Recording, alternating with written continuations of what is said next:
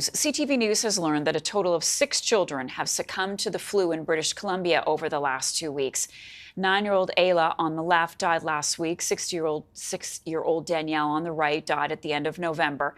CTV News has also learned that at least 2 of the children who died were toddlers. It's always heartbreaking to hear about severe illness in young children, and that's why it is so important to do the best that we can to protect them. At least one parent that spoke with CTV said she had trouble getting an appointment for her twins for a flu shot. She said an invitation to book online arrived Monday night, but that didn't work. She then called and was able to book an appointment for her children. With me now is Dr. Sanjiv Gandhi, a British Columbia-based pediatric cardiothoracic surgeon and clinical professor. Good morning, doctor. Glad that you could be with us. I want to begin by getting a message from you about these flu deaths in BC. This is really alarming. What do you say to parents right now who are very worried about their children? Yeah, I mean, it's an awful situation, and the flu this year is a particularly virulent strain. On top of that, many of these children, unfortunately, have had COVID infections over the past number of months. And there's increasing evidence that COVID has caused a dysregulation of our immune systems, making us even more susceptible to these other viruses which have laid dormant for the past couple of years. So I think it's very important to get vaccinated, first of all, as said by our public health officials. But also it's very important to keep these kids protected with other measures like masking. Keeping them out of huge crowds, certainly keeping them away from sickness when possible. I think we have to use all the layers of protection that we have to help our children during this very difficult time. So we've got 2 things happening with the flu shot that I want to get your take on. One of them is fact that people aren't getting the shots this year, even though we know, according to doctors and scientists, that the vaccine is a good match. The second, we're hearing from parents that it's just not that easy. Can you speak to both of those things, doctor?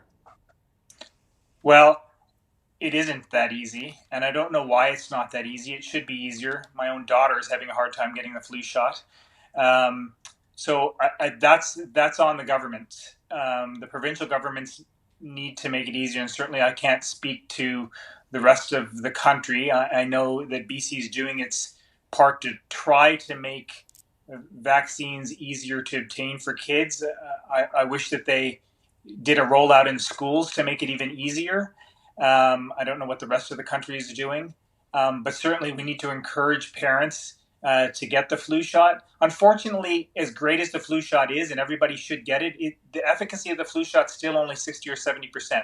So I think it's still very important for those other measures to be utilized to help these kids. Even if you get the flu shot today, it's not going to save you tomorrow if you're exposed to influenza. And it's not just influenza. There's a whole bunch of other respiratory pathogens floating around right now that are hurting our kids. The kids are hospitalized with a variety of different respiratory viruses. So we really need to do whatever we can to ameliorate the damage right now. Okay, and that leads me to my next question, which is something that I know you want to see happen, and that is bringing back a mandatory masking policy in British Columbia. Why do you think that would be helpful?